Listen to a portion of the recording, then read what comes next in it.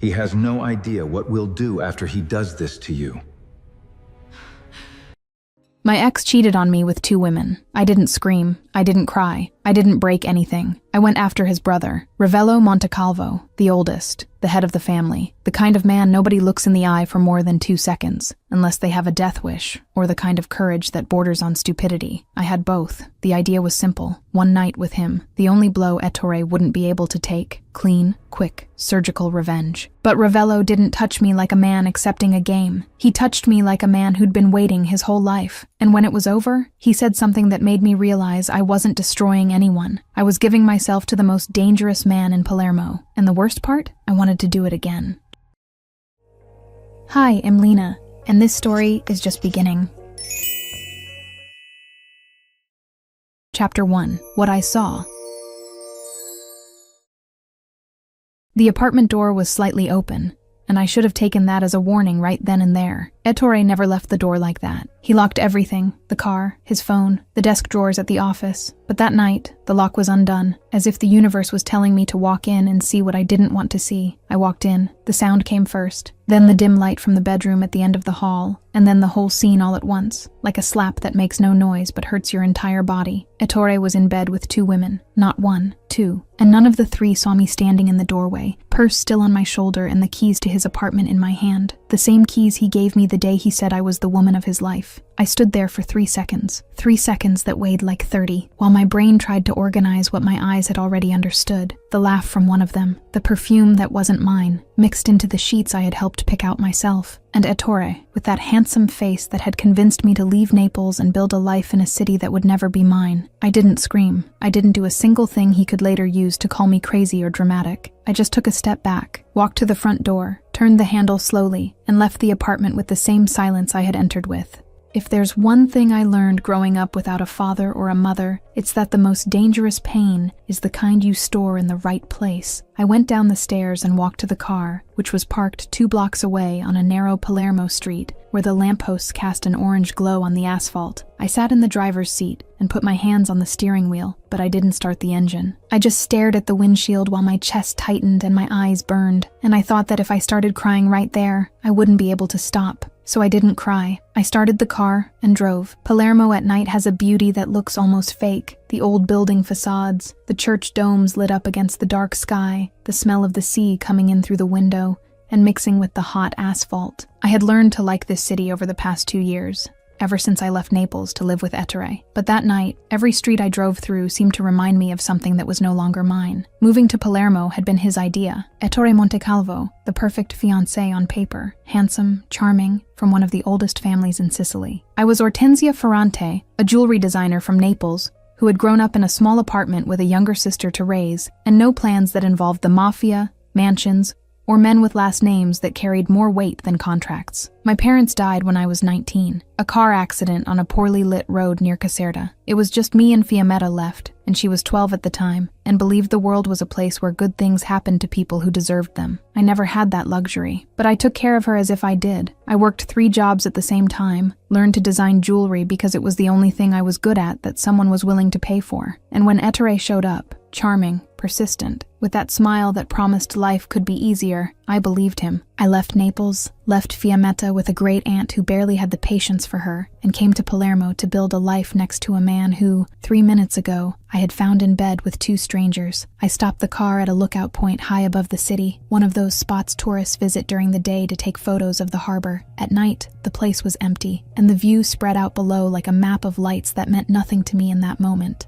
I grabbed my phone and called the only person in the world I knew would pick up, no matter what time it was. Fiammetta answered on the 4th ring, her voice thick with sleep. "Ort, it's 2 in the morning. Did somebody die?" "Ettore cheated on me," I said, and the sentence came out simpler than I expected, like it was just a piece of information. A restaurant address, a train schedule. The silence on the other end lasted 5 seconds. "Wait," she said, and I heard the sound of her sitting up in bed. "With who?" 2 women, another silence. Shorter. "He cheated on you with 2? Her voice went up half a note, not with anger, but that kind of disbelief only Fiammetta could turn into something that almost sounded like a joke. He can't even cheat properly. At least if it had been just one, he'd be a classic scumbag. With two, he's just pathetic. I almost smiled. Almost. Because that was exactly what Fiammetta did. She'd toss a line into the middle of the disaster, and for 2 seconds, the disaster got smaller. Not because it was funny, but because it reminded me I wasn't alone, and that someone in this world still spoke my language. Ort, she said after, quieter, with no trace of a joke. You need to get out of there. Come back to Naples. Take the first train in the morning and come home. I'm not leaving, I answered, looking at the harbor lights down below. Why not? I didn't answer. Not because I didn't know, but because the answer was still forming, and I needed the silence to let it grow. Fiammetta understood. She always understood. She said goodnight with the worried voice of someone who wanted to have said more, and hung up. I stayed there, phone in my lap, and the Palermo wind coming in through the car window, carrying the smell of the sea and of something I couldn't name yet. It wasn't sadness, it wasn't anger, it was something colder, more calculated, more like me than I would have liked to admit. Ettore Montecalvo destroyed me that night, and I was going to return the favor, but not the way he'd expect. Chapter 2. The Brother.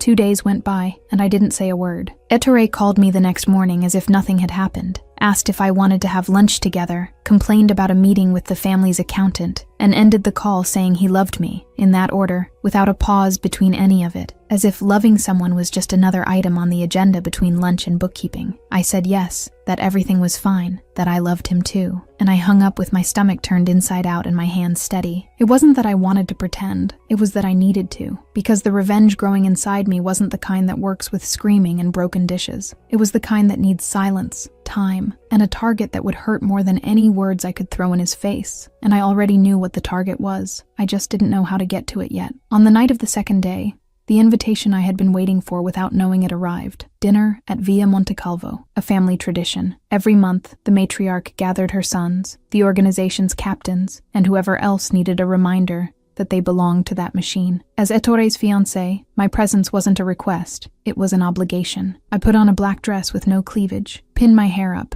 and applied dark lipstick. I looked in the bathroom mirror and thought that for the first time in 2 years, I wasn't getting ready to please Ettore. I was getting ready for myself. Villa Montecalvo sat on the outskirts of Palermo, at the top of a hill that overlooked the sea on one side and the city on the other. The mansion was old, thick stone walls, gardens enclosed by tall walls, an iron gate that creaked every time it opened, as if warning anyone who entered that, from that point on, the rules were different. Ettore's car climbed the gravel road and stopped at the entrance, where 2 guards opened the door without saying a word. I stepped out beside him, and he placed his hand on my waist with the casualness of someone who thinks he has the right to touch me, just because there's an engagement ring in the equation. The dining room was long, with a dark wood table that seated 15 and an iron chandelier on the ceiling that cast shadows on the walls. The chairs were already filled when we arrived. In the back, 2 servants poured wine into crystal glasses, with the family initials engraved on the base.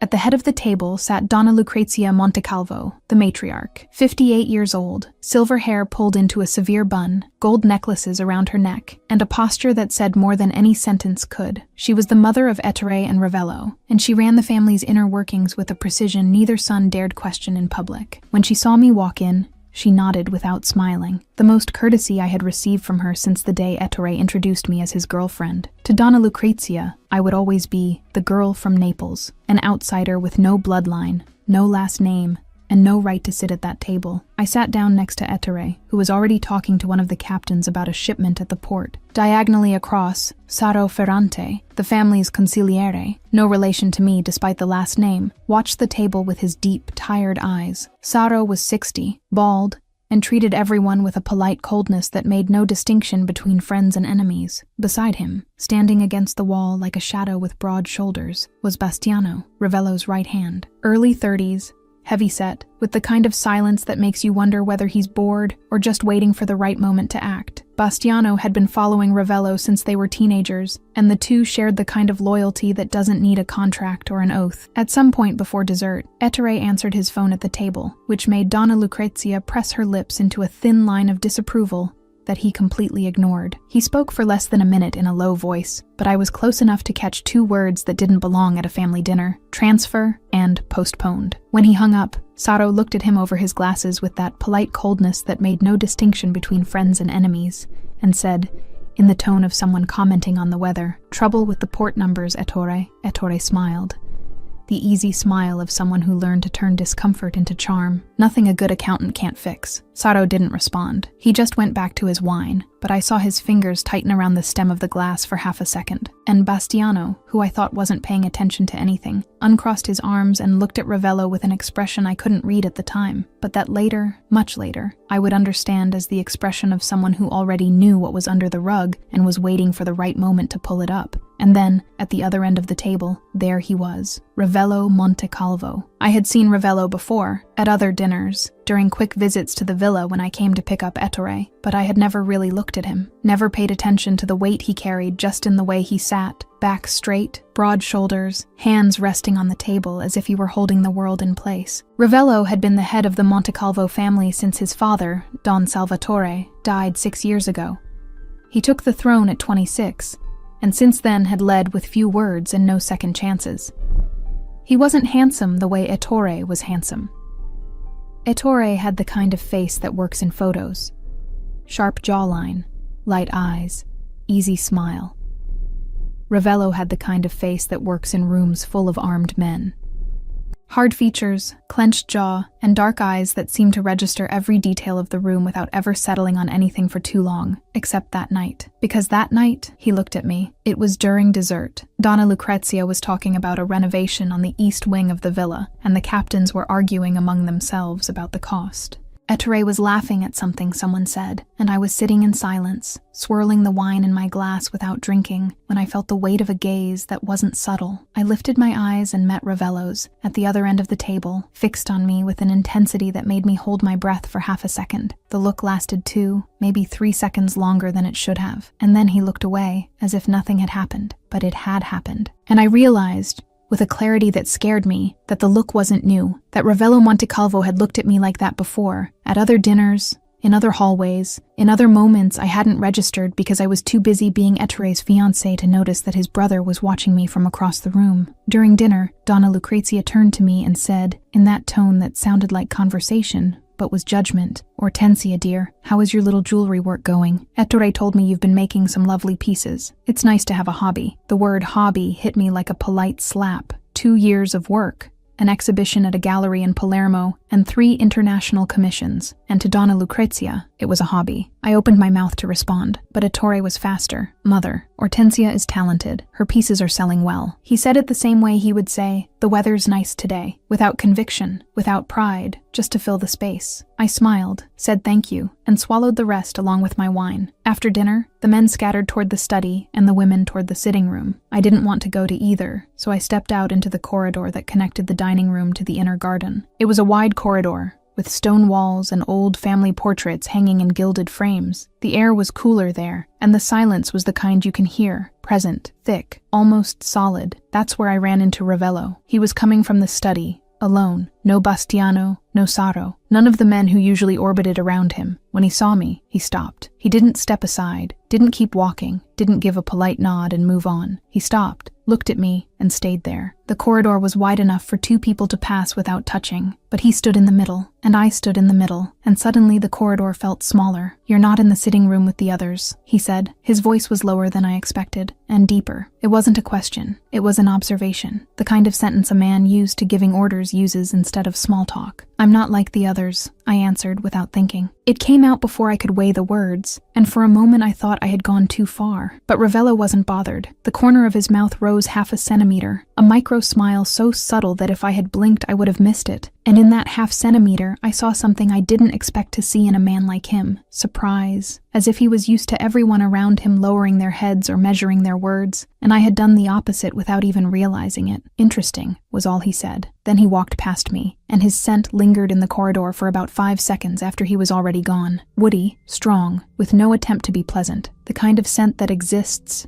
because the man exists, not because he chose a bottle on a shelf. I stood there for a moment, heart beating faster than it should have, and an idea clicking into place in my mind like a piece of jewelry fitting into its setting. Ravello Montecalvo was Ettore's older brother, the head of the family, the man everyone feared and no one dared to cross, and he had just smiled at me, for less than a second, in an empty corridor, with no witnesses. I went back to Ettore's car in silence. He held the door for me, kissed my forehead, and said dinner had been nice. I agreed while watching through the rearview mirror as the silhouette of Via Montecalvo shrank along the dark road. Ravello Montecalvo was the perfect revenge, the only blow Ettore wouldn't be able to take, and what scared me wasn't the plan. It was how easily the plan had been born, as if the idea had already been there, waiting, before I even had a reason to use it.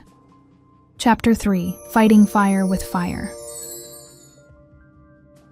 A week after dinner at the villa, I already knew Ravello Montecalvo's schedule better than my own. It wasn't hard. Ettore talked about his brother more than he realized, complained about his hours, his meetings, the decisions Ravello made without consulting him. He's going to dinner at Ferraro's again, Ettore would say in the tone of someone who thinks a restaurant is beneath a family boss. He spends more time at that place than at the villa, and I stored every piece of information like someone tucking a rough gemstone into their pocket, showing it to no one, waiting for the right moment to cut and polish it. Ristorante Ferraro was on a side street near the old center of Palermo, one of those streets that seem too narrow for cars, but always have a black car with tinted windows parked on the sidewalk. The restaurant was discreet from the outside, a wooden door with the name engraved in small letters, no neon sign, no line. Inside, dark tables, low lighting, and the kind of silence that says the conversations in there are worth more than the menu. I went on a Tuesday night, alone. I told Ettore I was having dinner with someone I knew from the gallery. He didn't even ask who. I sat at the restaurant bar, ordered a glass of red wine, and watched the door with the studied calm of someone pretending not to be waiting for anyone. Ravello arrived at 9:15. I saw him before he saw me. The door opened and he walked in with Bastiano 2 steps behind. As always, the two of them had the kind of presence that changes the air in a room. The manager straightened up, a waiter appeared out of nowhere with a menu, and 2 people sitting at the table closest to the entrance adjusted their posture without realizing it. Ravello wore a dark suit with no tie, collar open, and walked with the confidence of someone who knows that no one in that restaurant would stand up without his permission. He saw me at the bar, and instead of heading to the table already reserved for him in the back, he said something low to Bastiano. Bastiano looked at me, then at Ravello, and walked off toward the table without a word. Ravello came to the bar and sat on the stool next to mine, leaving a space between us that was too small to be casual and too big to be intimate. "You again," he said, without looking at me. He signaled to the bartender, who brought a glass of whiskey without asking what it was. The bartender already knew. "Me again," I replied, swirling the wine in my glass. "Alone. Looks like it." He took a sip of the whiskey and stayed silent for a few seconds, staring at the shelf of bottles behind the bar, as if reading something no one else could see. Then he turned his head and looked at me in a way that didn't fit a bar conversation. Direct,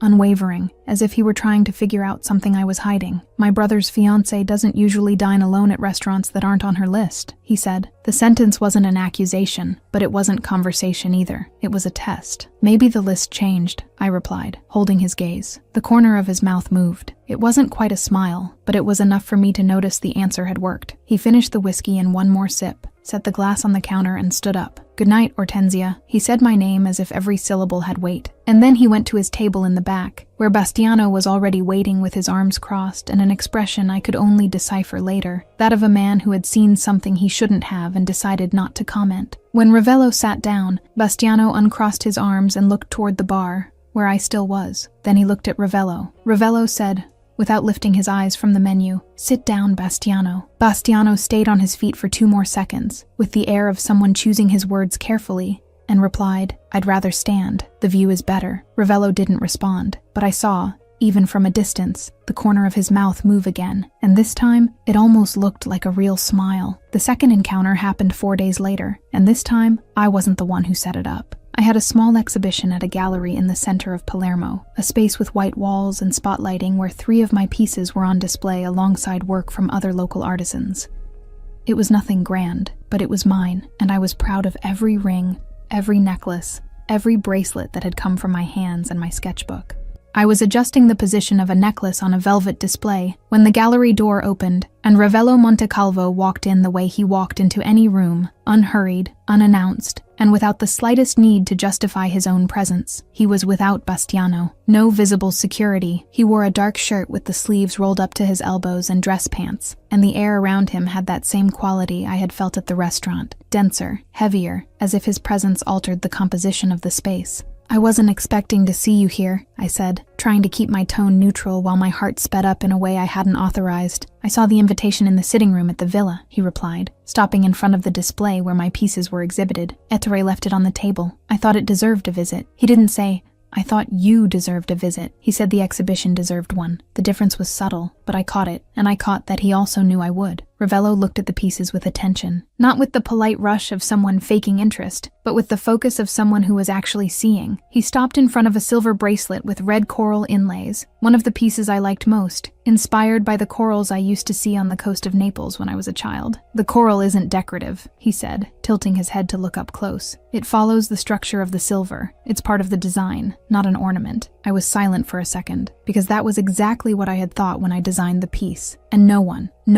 not Ettore, not the gallery owners, not the buyers who had taken the other pieces, had noticed. And there was Ravello Montecalvo, a man who ran smuggling operations and controlled an entire port, standing in front of my bracelet and saying out loud what I had never heard from another person. "You know about jewelry," I said, not hiding my surprise. "I know about things that are made with intention," he replied, and looked at me. His eyes were closer than I expected, because at some point he had leaned over the display and so had I, and now we were both bent over the same piece with less than a foot between our faces. He reached out to pick up the bracelet, and when he did, his fingers brushed mine. The touch lasted 3 seconds, maybe less. But I felt the warmth of his skin against mine, dry and firm, and neither of us pulled away. We stayed there, fingers touching over the red coral, until he lifted the bracelet, examined it against the light, and set it back on the display without commenting on what had just happened. "Nice work, Hortensia," he said, stepping back, and he left the gallery with the same calm he had entered with, without saying goodbye to anyone else. Without looking back, I stood there with my hand still resting on the display, feeling the warmth he had left on my fingers, and wondering at what exact moment the revenge had started to blend with something else I didn't want to name. The third encounter was the one that changed everything. It happened in the garden of Villa Montecalvo, at night, after another family dinner. I had gone to the bathroom, and, on the way back, instead of going into the sitting room where Donna Lucrezia was dispensing her cruel remarks with the precision of a surgeon, I turned down the corridor that led to the inner garden. The garden was walled, with orange trees planted in a row, and a stone bench in the center that faced the open sky. The air smelled of orange blossom and damp earth, because someone had watered the plants in the late afternoon, and the scent hadn't faded yet. The night was warm, the kind of Sicilian night where the heat doesn't hurt, it just wraps around you. Ravello was already there, sitting on the stone bench, elbows on his knees, and his gaze fixed on some point on the wall I couldn't see. He didn't startle when he heard me, he just turned his head and looked at me, as if he knew I would show up. "Running away from dinner?" I asked, approaching slowly. "Running away from my mother," he corrected, which, in this house, is the same thing. I almost laughed. I sat on the bench next to him, leaving a space between us that was smaller than in the previous encounters. And this time, neither of us pretended the closeness was accidental. We sat in silence for a moment. The noise from the dinner reached us muffled through the wall. Voices, silverware, someone's forced laughter. Out here, just the wind in the orange trees and the breathing of two bodies that knew they were too close. "Do you like it here?" he asked without looking at me. Palermo, the villa, all of this. The question was simple, but the tone wasn't. There was something beneath those words that felt much heavier than curiosity. "I like parts of it," I answered. "The sea, the light, the smell of the streets in the late afternoon. But I don't like how small I feel here. In Naples, I was somebody. Here, I'm the girl from Naples." He was silent after I finished, and his silence wasn't empty. It was the silence of someone processing something he recognized in himself. "I took over this family at 26, he said, his voice lower than usual, as if the words cost more than he would have liked. "My father died, and the next day I was sitting in his chair with 30 men staring at me, waiting for orders. Nobody asked if I wanted it. Nobody asked if I knew how. They just sat down and waited. I looked at him and saw for the first time the man behind the boss. Not the Ravello everyone feared. Not the Ravello who led with few words and no second chances. I saw the Ravello who had taken a throne he never asked for and carried the weight of it in silence, every day, without anyone at the villa, not even his own mother, bothering to ask if he was okay. "Do you miss anything from before?" I asked. "Before what?" "Before you became who you are now." He took a long time to answer. When he did, his voice came out even lower. "I don't remember who I was before." The sentence hit me in a way I didn't expect, because it was too honest for a man like him and because, somehow, I understood exactly what he meant. I didn't remember who I was before either, before losing my parents, before raising Fiammetta alone, before becoming the woman who smiles at dinner while the world crumbles inside her. The tension between us shifted right there. It was no longer the calculated game of a woman trying to get revenge and a dangerous man watching from a distance. It was something more real, more exposed, harder to control. He turned toward me on the stone bench, and I realized he was closer than I thought. I could feel the warmth coming from his body, the scent of wood and something citrusy that lingered on the skin even hours later, and his breathing, slow, measured, as if he were restraining himself every second. He leaned toward me, not fast, not slow, with the precision of someone who knows he's crossing a line and wants to make sure I notice before he gets there. "You're playing a dangerous game, Hortensia," he said, his mouth close enough to my face that I could feel the warmth of the words on my skin. "Maybe," I answered, without pulling back, without looking away. "But I'm not the one losing control." The sentence hung between us like a living thing. His eyes dropped to my mouth for half a second, and then came back to mine, and in that movement I saw everything: the desire, the struggle, and the decision. Ravello pulled back, not because I asked, not because he wanted to, but because he knew that if he crossed that line right there, in the villa garden with his entire family 30 meters away, there would be no going back. He stood up from the bench, adjusted his collar with a gesture that seemed more automatic than necessary, and said only, "Good night," and he left the garden without looking back. I stayed on the stone bench with my heart pounding and his scent still in the air, trying to convince myself that all of this was still revenge, that I was still in control, that what I felt was satisfaction, that the plan was working, and not something more dangerous and more real that I didn't know how to stop. The next morning, I called Fiammetta. I told her about Ravello, without telling everything, without revealing the whole plan, but enough for her to understand there was someone new in the picture. "Let me get this straight," she said, in that tone I knew better than any other in the world. "You dropped the cheating brother and now you've got your eye on the mob boss brother. Hortensia, that's not a plan. That's a Netflix series." I laughed, really laughed, for the first time since the night I opened the door to Ettere's apartment. And the laughter scared me, because it was genuine, and genuine things at that point in my life felt far too dangerous. That afternoon, I tried to work. I sat at the workbench in the apartment where I kept my tools and picked up a sketch I had started weeks before, a silver ring with a geometric carving I had been adjusting for days. But the lines in the drawing didn't make sense. I erased, redrew, erased again, and at some point I realized that the shape my hand was drawing wasn't the ring. It was the line of a jaw, the angle of a clenched mandible, the outline of a face that I hadn't authorized my memory to store with that much precision. I dropped the pencil and stared at the paper with my heart racing faster than it should have. This wasn't part of the plan. The plan was simple: get close enough to Ravello for Ettere to find out and suffer. I didn't need to enjoy the process, didn't need to think about him when I was alone, didn't need to remember the way he said, "I know about things that are made with intention," as if he were talking about me and not the bracelet, didn't need to feel the ghost of his fingers' warmth on mine every time I looked at the red coral on the workbench. But I did think about him. I did remember. I did feel it. Ettore called me that night, said he was traveling for work for 2 days. Catania, meeting with suppliers. Back by the weekend. His voice was the same as always, light, carefree, the voice of a man who had no idea the ground beneath him had already started to crack. And I waited to feel something when I heard that voice. Anger, hurt, the burning desire for revenge that had been driving me since the night I opened his apartment door. I waited, and what came instead was something that scared me more than any fury: indifference. Ettore Montecalvo was talking to me and I felt nothing. No anger, no pain, no urge to make him pay. He had become background noise, the sound of a TV left on in a room I was no longer in. And if Ettore had become noise, then so had the revenge. Because revenge needed anger to work, and my anger had been replaced by something else. Something that lived in the sketch I couldn't finish, in the warmth left on my fingers after the gallery, in the silence of the garden where a man who carried the weight of the world told me he didn't remember who he was before. I crumpled the paper with the drawing of Ravello's jaw, threw it in the trash, and told myself it was still revenge, that I was still in control. That the plan was still standing. It was a lie, but I wasn't ready to admit it yet. On the other side of the city, in the corridors of the villa, Ettore Montecalvo was starting to notice that something was off. An answer that was too short, a look he didn't recognize, the way I held my phone too close to my chest when he walked into the room. He didn't know what it was yet, but he was watching, and I knew time was running out. Chapter 4: The Night That Changed Everything. 2 weeks after the first encounter at the restaurant, I made the decision that changed everything. It wasn't on impulse. I spent each of those 14 days weighing what I knew against what I felt, and the two sides wouldn't stop fighting inside me. The side that knew said, Ravello Montecalvo is a means, not an end. The side that felt said something else, and it was that something else that kept me up at night, that made me think about his touch at the gallery when I should have been thinking about how to destroy Ettore, that made me remember his scent in the garden when I closed my eyes at night. I told myself it was adrenaline, that it was the thrill of the game, the closeness to danger, the pleasure of doing something no one expected.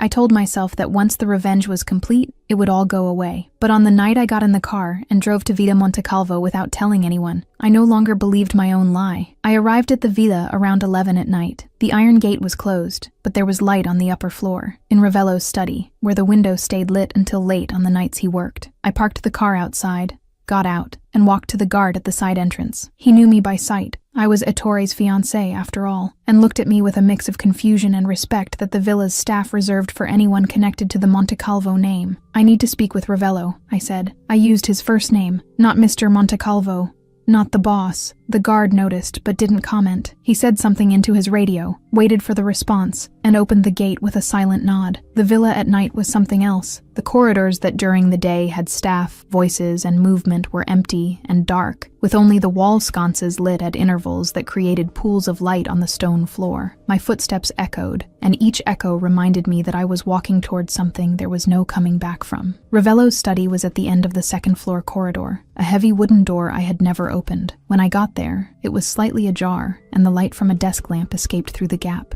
I pushed the door and walked in. He was standing behind the desk, wearing a dark shirt with rolled-up sleeves and papers spread out in front of him. The room was exactly what I expected from a man like Ravello. Dark wood, bookshelves that went from floor to ceiling, a worn leather armchair in the corner, and the strong smell of wood and coffee that seemed to live in there even when he wasn't. The window was open, and the night breeze carried the scent of the sea and the orange blossoms from the garden below. Ravello lifted his eyes when I walked in and said nothing for a few seconds. He just looked at me, with that gaze I already knew, direct, unwavering, registering every detail before deciding what to do with the information. I was wearing a dark dress, hair down, and my heart was beating so hard I was surprised he couldn't hear it. "Hortensia," he said, and the name sounded different at 11 at night, inside his study, with the door closing behind me. It sounded like a warning. "I needed to talk to you," I said, and took a step toward him. The desk was between us, but the distance felt shorter than it was. "At this hour," he said. It wasn't a question. At this hour. He came around the desk slowly, unhurried, with that way of moving that was more presence than motion. Each step he took shrank the space between us, and I could feel the air getting warmer with every meter that disappeared. When he stopped, he was less than an arm's length away, and I had to tilt my face up to look him in the eyes. And this time, without the open garden, without the crowded restaurant, without any way to pretend this was accidental, his closeness carried a different weight, more real, more dangerous. "You didn't come here for me," he said, and his voice was low, controlled, but with a vibration behind it I hadn't heard before. "You came because of him." The sentence hit me like cold water, not because it was a lie,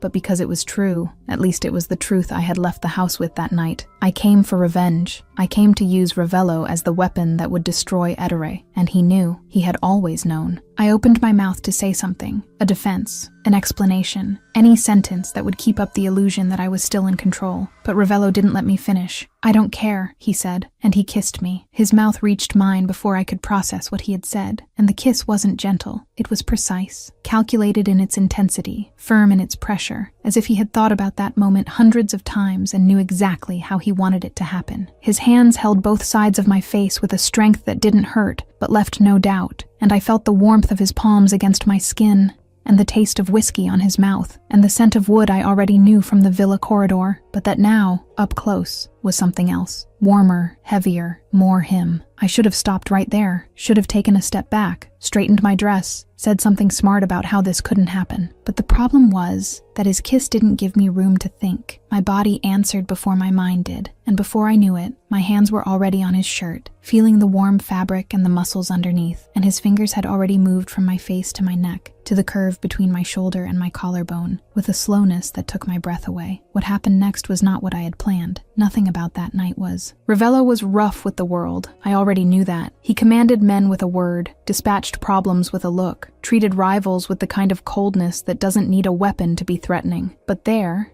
in his study, with the door closed and the rest of the villa asleep, he was something else. Every touch was controlled, deliberate, as if he had waited years for this and didn't want to waste a single second. His hands moved across my body with an attention I had never received from Ettore, who was handsome, charming, and knew exactly what to say. But when it came to touch, treated the act like just another item on the day's checklist. Ravello was in no rush. He looked at me between every gesture, asked without asking, gave me room to pull back knowing I wouldn't. His fingers slid the strap of my dress off my shoulder with a slowness that was almost cruelty. The fabric slipped down my skin centimeter by centimeter, and I saw his jaw clench, a tiny contraction, that betrayed how much that control was costing him. The desk pressed against my back at some point, and I felt the cold wood against my skin, while his warmth pressed against my entire body. The contrast made me gasp, and he paused for a second, not because I asked, but because he heard the sound and wanted to make sure it was the right sound. His eyes found mine, dark and focused, and in that look, I saw something that unsteadied me more than any touch. I saw that he wasn't doing this to have me. He was doing this because he needed to. I pulled at his shirt. The buttons gave way, the fabric fell, and when my hands touched his skin, warm, taut, marked by scars that told stories he had never told me, his breathing changed. It got shorter, heavier, the first real crack in Ravello Montecalvo's control. He lifted me by the waist and set me on the edge of the desk with an ease that took my breath away. He stood between my legs, hands firm on my hips, forehead resting against mine. We stayed like that for a second that felt like a minute, breathing the same air, on the edge of something there was no coming back from. When the last barriers disappeared, he looked at me, not with blind desire, with intention. The intention of a man who knew what he was doing and wanted me to know it too. He entered me slowly. The sensation made me arch my back and grip his shoulders, and he stayed still for a moment with his breath caught and his eyes on mine. And in that instant I saw vulnerability. The vulnerability of a man who was giving himself just as much as he was taking. The rhythm he set was a measured torture, slow, deep, pulling back almost entirely before returning. He watched my every reaction while keeping his hands firm on my hips. The desk creaked, and the sound blended with both our breathing, and my name said so low against my neck that I barely heard it. The intensity climbed slowly, and then all at once. He sped up without losing depth, and everything narrowed down to his warmth, his weight, the pressure of his hands, and his increasingly ragged breathing. I broke first. The pleasure came like a wave crashing to the surface, and I held on to him as my whole body contracted. Ravello followed seconds later, his body tensing in one last deep movement, a rough sound against the curve of my neck that he didn't try to hold back. The first time that night he let control go entirely, and when it was over, the silence was different from any silence I had ever heard. We stayed in the study for a stretch of time I couldn't measure. He was leaning against the edge of the desk, shirt open and hair out of place, and I was standing near the window, straightening my dress with hands that trembled slightly. The air between us was thick with the smell of the night, the sea drifting in through the window, and something more intimate that had no name. Ravello spoke first. "This wasn't what you planned," he said, without looking at me. His voice was lower than usual, and it had a texture I didn't recognize. It wasn't coldness, it wasn't control, it was honesty, and it wasn't what I planned either. I didn't answer, because any answer would have been incomplete. He was right. I came to that villa to use the older brother as a weapon against the younger one, and what happened inside that study had nothing to do with Ettore. What I felt there, the heat, the intensity, the way his body molded to mine as if it already knew the way, wasn't revenge. It was something that scared me more than the betrayal that had brought me there. I left the villa in the early hours. The iron gate creaked when it opened, and the sound echoed in the silence of the hill like a warning that came too late. I sat in the car, put my hands on the steering wheel, and stared at the dark windshield, trying to organize what had just happened. I grabbed my phone and sent Fiammetta a message. "I need to talk to you." The reply came in less than 30 seconds.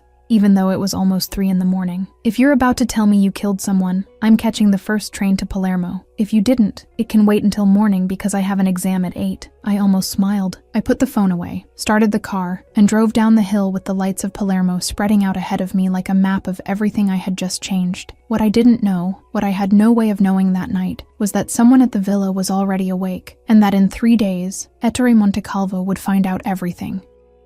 Chapter 5. Blood and Silence. 3 days. That's all it took for everything to blow up. I spent those 3 days living on a razor's edge. I woke up next to Ettore, had coffee with him, answered his messages in the same voice as always, and the whole time I felt the weight of what I had done pressing inside my chest, like a living thing that wanted out. My body remembered what my mouth couldn't say. My hands remembered the fabric of Ravello's shirt. My skin remembered his warmth, the pressure, the scent of wood and sea that stayed with me for hours after I left the villa. I didn't reach out to Ravello. He didn't reach out to me either, and that silence between us, which should have given me relief, gave me the opposite. A dull, constant anxiety I carried in my stomach like a stone I could neither swallow nor spit out. On the 3rd day, Donna Lucrezia organized a family lunch at the villa. Nothing formal, just the table on the terrace overlooking the garden, with a white tablecloth, wine glasses, and the Palermo sun beating hard on the stone floor. I went the way I always went, at Ettore's side, in the right dress and the right smile. When I arrived, Bastiano was already standing near the back door with his arms crossed. Saro, the consigliere, was reading something on his phone in a wicker chair. Donna Lucrezia was directing the staff with the efficiency of someone who organizes lunches the way others organize military operations. Ravello hadn't arrived yet, and I hated the fact that the first thing I did when I stepped onto the terrace was look for him. Lunch started without him. Ettore was in high spirits, laughing loud, telling stories, refilling his wine glass with the frequency of someone who didn't plan on stopping. Donna Lucrezia made pointed comments about the food, the East Wing renovation, the unusual heat for that time of year. Everything seemed normal. Everything seemed safe. Ravello showed up when we were already on the second round of dishes. He came in through the garden, from inside the villa, wearing the same dark clothes as always, and the same expression of a man who carries the weight of the house on his back without complaining. He sat in the empty chair at the other end of the table, greeted his mother with a short nod, and didn't look at me. I felt the air shift when he sat down. Not because he did anything, but because I knew what existed between us now, and pretending it didn't was taking an energy I was starting to run out of. That's when Ettore stood up. He didn't stand up slowly, didn't push his chair back carefully, didn't excuse himself. He was on his feet all at once, wine glass in hand and eyes red with something that, for the first second, I mistook for alcohol. But it wasn't the alcohol. It was rage. "Does someone want to tell me what's going on?" he said, looking at me and then at Ravello. His voice was loud, cutting, and it sliced through the sound of silverware like a blade. The terrace went silent. Donna Lucrezia froze with her fork in the air. Saro lowered his phone. Bastiano uncrossed his arms. Every pair of eyes moved to Ettore, then to me, then to Ravello, as if watching a car crash in slow motion. "Ettore," Donna Lucrezia began, in that mother's tone that tries to contain the fire before it spreads. "No, Mother," he cut her off without taking his eyes off me. "She knows what I'm talking about, and so does he." I held my wine glass with both hands, not because I wanted to drink, but because I needed something solid to anchor me. My heart was pounding, but my hands were steady. I had rehearsed this moment in my head over the past 3 days, the moment Ettore would find out, but no rehearsal had prepared me for the real sensation of having every pair of Montecalvo eyes pointed at me like loaded weapons. "You," he said, pointing at me with the hand holding the glass, the wine swaying dangerously. "You slept with my brother." The sentence landed on the table like a grenade. Donna Lucrezia dropped her fork. Saro raised an eyebrow, the first visible reaction I had ever seen on that stone face. The staff vanished from the area like ghosts, trained to disappear when the atmosphere changed. I looked at Ettore, looked him in the eyes, the same eyes that had convinced me to leave Naples, to move cities, to build a life around a man who didn't deserve a fraction of what I gave, and I said, with a calm that surprised me as much as it surprised him, "You destroyed everything between us when I opened that door. Don't blame me for finding another way back." Ettore was silent for 2 seconds. 2 seconds in which his face went from rage to shock, and from shock to something worse, humiliation, because the sentence wasn't just a defense. It was a public confession that he had cheated first, and that everyone at that table now knew it. He started, but Ravello stood up. Ravello didn't shout, didn't slam the table. He simply got to his feet, and the sound of his chair scraping across the stone floor was enough to stop Ettore mid-sentence. There was something about the way Ravello stood that made any shouting unnecessary. The posture, the shoulders, the fixed stare that turned silence into a threat. "Sit down," Ravello said to his brother. One word. One syllable more than necessary, but carrying the weight of all the ones he didn't say. Ettore didn't sit, but he didn't finish the sentence either. He just stood there, glass trembling in his hand, and face flushed, staring at Ravello with the kind of hatred that only exists between brothers who never truly stood each other. Donna Lucrezia rose, placed her napkin on the table with an almost theatrical precision, and said, "Ravello, study, now." It wasn't a request. It was the matriarch exercising the only kind of power she still had, a mother's power. Ravello looked at her for a moment, then looked at me. Our eyes met for less than a second, but in that second, I saw everything. The concern, the restrained anger, and something that looked like a silent plea for me to hold steady. He followed his mother inside the villa. Ettore stayed on the terrace, fuming, wine glass clenched in his hand as if it were someone's neck. Bastiano positioned himself discreetly between him and me, not obviously, but enough for me to notice and for Ettore to notice too. I stood up from the table and left the terrace through the other exit, the one leading to the side corridor. I needed air. I needed 1 minute without eyes judging me and voices accusing me. I leaned against a corridor wall, closed my eyes, and took a deep breath. I heard quick footsteps and the muffled sound of a conversation coming from the other end of the corridor. Saro and Bastiano, standing near the staircase, speaking in low tones. I didn't move. I didn't open my eyes. I just listened. "The numbers from the last shipment don't add up," Saro said, in that flat voice he used for everything, from compliments to death sentences. Same inconsistencies as the past few months. Ettore diverted funds from at least 3 operations that I know of, probably more. Bastiano didn't respond for about 2 seconds. Then he said, even lower, does Ravello know? Ravello knows everything, Saro replied. He's waiting for the right moment. The two walked away. I stayed leaning against the wall with that information settling in my mind like another piece of a puzzle I didn't know I was putting together. And it was there, leaning against the cold stone of Villa Montecalvo, with the Palermo sun streaming through the cracks, that I heard Donna Lucrezia's voice coming from the study, muffled by the door but clear enough for me to understand every word. Either you get rid of that woman, or I call the council, she said. And you know what the council will decide. Ravello's answer didn't come, or it came too quietly for me to hear. Then, footsteps. The study door opened and closed. Silence. I was already stepping away from the wall when Donna Lucrezia appeared in the corridor. She saw me before I could pretend I was just passing through, and something in her face told me she knew I had heard, knew I was there, and didn't care. Maybe she even wanted me to. She stopped in front of me. The distance was less than a meter, and up close I saw the things the head of the table hid, the fine lines around her eyes, the skin on her neck that the gold necklace couldn't disguise, the exhaustion of a woman who had spent her entire life holding up a family that no one thanked her for keeping standing. You think you're the first? She said, and her voice didn't have venom. It had something worse. Experience. I was also the woman a Montecalvo chose against everyone's wishes.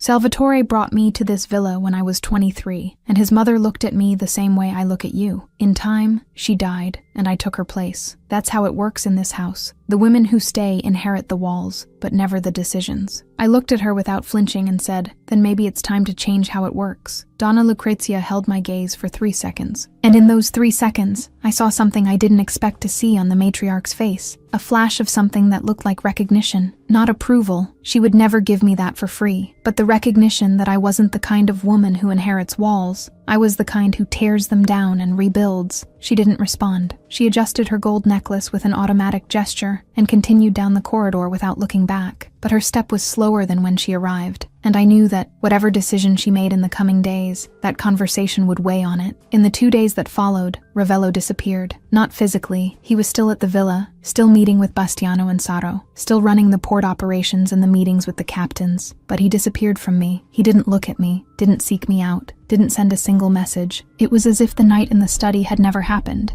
and I was once again an unimportant piece on the Montecalvo family chessboard. Ettore left the villa the morning after the lunch and didn't come back. He stayed at his apartment in the city, sending angry messages I didn't answer, and making calls I let ring until they stopped. He was no longer my problem. But Ravello was, or at least that's what I tried to tell myself to justify the emptiness growing in my chest with every hour he didn't appear. On the night of the second day, I called Fiammetta. This time she picked up quickly, as if she'd been waiting. I started to tell her, Ettore on the terrace, Donna Lucrezia, the ultimatum, but Fiammetta interrupted me mid-sentence, and her voice had no jokes and no wisdom. It had fear. Stop, she said. Stop, Ort. You're scaring me. I stopped. I'm not kidding, she continued, and I heard the sound of her getting up, pacing, as if she couldn't stay still. You're in the middle of a family that exiles people, and I'm here in Naples studying for an art history exam like the world is normal. Tell me what to do. Tell me how to help you, because I don't know how. Her voice broke on the last word, and that hurt me more than anything Ettore or Donna Lucrezia had said, because Fiammetta was the person I had protected my whole life, and now she was on the other end of the phone trying to protect me back, and neither of us knew how. You help me by staying where you are, I said, in the steadiest voice I could manage, and by trusting me. She was silent for about 5 seconds. Then she said quieter, I trust you, but if anything happens to you, I'm going to Palermo, and I'm burning that entire villa to the ground. And I'm not kidding. I almost smiled, but this time, the almost hurt, because for the first time since all of this started, I didn't just want to not lose. I wanted him. The word scared me when it surfaced in my mind, because it wasn't revenge. It wasn't a game. It wasn't strategy. It was real desire, the kind that isn't resolved with one night and can't be explained with a plan. I wanted Ravello Montecalvo, with all the brutality and all the silence and all the broken things he carried inside him, and the possibility that he would choose the throne over me hurt in a way that none of Ettore's betrayals ever had. The next morning, I received a message from Bastiano, short, direct, no explanation. Meeting in the main hall. tonight. He asked that you be present. I read the message 3 times. He asked that you be present. Not, he ordered. Not, he demanded. Asked. Ravello Montecalvo was asking for something. And that, more than any word or any touch, told me something had changed. I didn't know what he was going to do at that meeting. I didn't know if he would choose me or discard me, if he would protect what we had or sacrifice it in the name of the family. But I knew one thing. He wanted me there to see it, whatever it was, and I would be there. Chapter 6. What Remains. The main hall of Villa Montecalvo was the kind of place that had been built for moments like this. High ceiling, stone walls, a long wooden table in the center surrounded by chairs that looked like lesser thrones. This was where Don Salvatore made the decisions that moved the family, and this was where Ravello had done the same since his father died. That night, the lights were low, the windows shut, and the air carried the weight of something that hadn't been said yet. When I walked in, almost everyone was already seated. Donna Lucrezia sat in the chair closest to the head of the table, hands folded on the surface, and the posture of a woman who knew something was about to happen, but didn't know exactly what. Saro was beside her, wearing his usual expressionless face, with a closed leather folder in front of him. Bastiano stood against the wall in his usual position, arms crossed, eyes open, mouth shut. 3 of the family's captains I only knew by sight sat on the left side of the table, and Ettore was at the end opposite the head, arms crossed and jaw clenched like a man who had come ready for a fight. I stayed in the corner of the room, near the door, not knowing whether I should sit or stand. No one told me to leave, and no one invited me to sit. I was there because Ravello had asked, and that was enough. Ravello entered last. He closed the door behind him with the calm of someone who knows that no one in that room will stand until he allows it. He wore a dark shirt, no jacket, and his eyes swept the entire room before stopping. When his gaze reached me, it paused for less than a second, but in that fragment of time, I saw something that let me breathe again. It wasn't fear, it wasn't doubt, it was resolve. He didn't speak to me, he spoke to everyone. "This meeting isn't about territory or the port or money," he began, standing at the head of the table with his hands resting on the edge. His voice was low and steady, the tone of someone who doesn't intend to repeat a single word. "It's about the integrity of this family, and about who has been putting that integrity at risk." Ettore uncrossed his arms. His chin rose half a centimeter, and I saw in his eyes the certainty that the meeting was about me. He thought Ravello was going to discard me, that the mother's ultimatum had worked, that the older brother, in the end, would choose the throne. He was wrong. Over the past 18 months, Ravello continued, without raising his voice, Ettore Montecalvo took on debts in the family's name without authorization. He used port routes for side deals that never went through the council. He diverted funds from 3 operations that should have gone through Saro before any money moved. And he compromised this family's reputation with personal behavior that has no place at this table. The room changed. It wasn't a sound. It was an absence of sound. The captains, who until then had seemed to be merely filling seats, straightened in their chairs. Donna Lucrezia opened her mouth and closed it without saying anything. Saro opened the leather folder and pushed a set of documents toward the captains that, judging by the way they looked at them, said everything Ravello was saying, and then some. Ettore went white. "That's a lie," he said, but his voice came out weaker than he wanted. "This is persecution. You're doing this because of her." Ravello didn't flinch. "The documents are on the table. The amounts are there. The dates are there. The signatures are yours. If you want to contest the numbers, not my motivation." Saro confirmed with a subtle nod, the kind of gesture that, coming from him, carried more weight than an entire speech. The captains leafed through the documents in silence, and I watched, one by one, as their faces shifted from neutrality to something that looked like contempt. Donna Lucrezia stood up. "Ravello," she said, and there was a fragility in her voice I had never heard before. "He's your brother." Ravello looked at his mother. His gaze wasn't cruel, but it wasn't soft either. It was the look of a man who had made a decision and didn't intend to take it back. "You protect the son you love," he said. "I protect the family I swore to lead. Those are different things." The sentence hit Donna Lucrezia like a slap she didn't see coming. She opened her mouth, searched for words, and couldn't find any strong enough to answer. She sat back down and went silent, and that silence, from a woman who never went quiet, said more than any argument. Ettore looked around the table, searching for an ally, a face that was on his side, a crack in the wall Ravello had built. He found nothing. The captains wouldn't look at him anymore. Saro was organizing the documents with the calm of someone closing a case. Bastiano remained motionless against the wall, but I noticed his body position had shifted. He was between Ettore and the door, as if he knew the next thing to happen would be someone trying to leave. "You're exiled," Ravello said, and the word landed on the table like a sentence. "Out of Palermo. Out of the family, out of any operation that carries the Montecalvo name. From now on, you're not my problem. Ettore stood up. His chair scraped against the stone floor, and he stayed there, standing, fists clenched and breathing heavy, staring at Ravello with the kind of hatred that isn't erased by distance or time. Then slowly, his gaze moved to me. I was in the corner of the room, on my feet, back against the wall and hands clasped in front of my body. When Ettore's eyes found me, I didn't look away.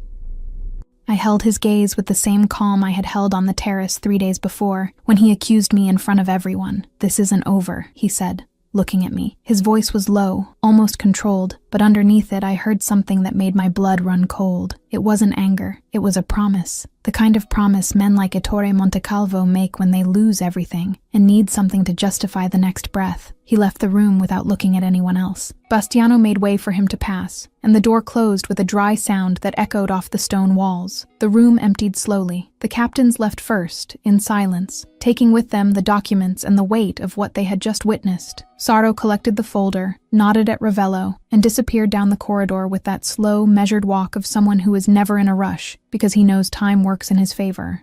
Donna Lucrezia was the last to leave. She rose from her chair, looked at her oldest son with an expression I couldn't decipher, and walked out without a word. Bastiano followed her, and the door closed again. It was just the two of us. Ravello was standing at the head of the table, hands still resting on the surface, and shoulders slightly curved, as if the weight of what he had just done was collecting its price, now that the audience was gone. I pushed off the wall and walked toward him, feeling each step on the stone floor as if the sound were too loud for the silence of the room. "Did you do this for me?" I asked, stopping on the other side of the table. He lifted his eyes, tired, dark, with that intensity I already knew, but that, in that moment, carried an extra layer, something more exposed, more fragile, more human. "I did it because it was right," he said, "but I wouldn't have done it now if it weren't for you." The honesty of that sentence disarmed me in a way no kiss and no touch had managed to, because that was what Ravello Montecalvo was. A man who told the truth when the truth was expensive, and who didn't try to wrap reality in pretty sentences to make it easier to swallow. I walked around the table. I stopped in front of him, close enough to feel the warmth coming from his body, and the scent of wood and coffee I already associated with the study, the villa, everything he was.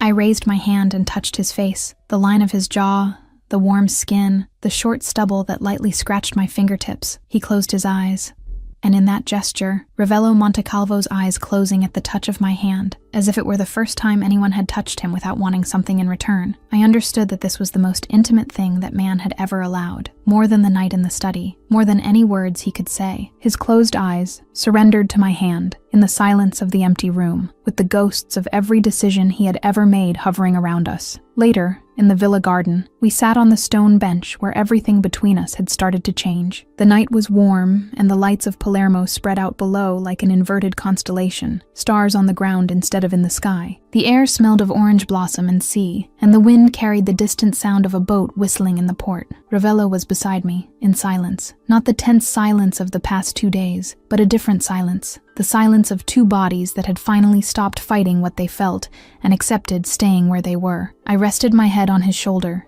and he didn't move. He didn't hold me, didn't pull me closer, didn't say a thing. He just stayed there, solid and present, like the villa stone and the roots of the orange trees and everything that lasts longer than a single night. I closed my eyes and breathed deeply, feeling the weight of his shoulder against my temple and the warmth of the Sicilian night on my skin. We were together. We were at peace. The conflicts had been resolved. Ettore was out. The family knew the truth, and I had found something real in a place where I had only expected to find revenge. But when the wind shifted and brought cooler air from the sea, Ettore's words came back, not in his voice, in their weight. Those 4 words he said looking into my eyes before he left the room, with the calm of someone who isn't threatening because he doesn't need to. This isn't over. And for the first time since all of this started, I believed him. Lena here. That wraps up book 1, and I've already finished book 2. You can get access to it for a really small fee.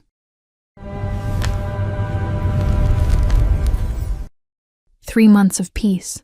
That was all I had asked for. Ravello by my side, Ettore far away, the villa quiet for the first time, until the phone rang in the middle of the night. On the other end, my sister's voice, the person I love most in this world, crying in a way I had never heard before. And before I could say a single thing, a man's voice took over the call. Calm, cold, familiar. "You know what I want, Hortensia, and you know what happens if I don't get it." Ettore didn't come back with anger. He came back with a plan, with allies who speak Russian, and with my sister in his hands. And the price to get her back was the one thing I swore I would never do again: go back to him and betray Ravello. As you can see, that was just a little taste of Book 2. To watch the full uncensored version, just click the first link in the pinned comment. I'll see you on the other side in just a few seconds. Just a reminder, click that first link down in the comments, and the complete Book 2, ad-free and uninterrupted, will be waiting for you. It's that simple. I'm absolutely loving working on Book 2, and since you guys are loving it too, I promise there's more to come. This is where you'll find stories that get even steamier, true dark romance. And because this version is getting so much more spicy, the video wouldn't be well received publicly on YouTube. This private space is where I can really show my true essence, and where I feel free to do my best work for you all. Keep in mind that the channel has been demonetized. So this is a way for me to keep my team together and continue bringing high-quality stories to you. I'll have even more updates for you soon. I'll be waiting for you at that first link in the pinned comment. Unfortunately, many people have been downloading our audio, effectively copying the entire story, and simply reposting it on YouTube. If you want to watch the original story and be the first to receive the next ones, search for My Stories by Lena on YouTube to get the best dark romance content. Remember, the official channel is My Stories by Lena on YouTube. I'll be waiting for you there.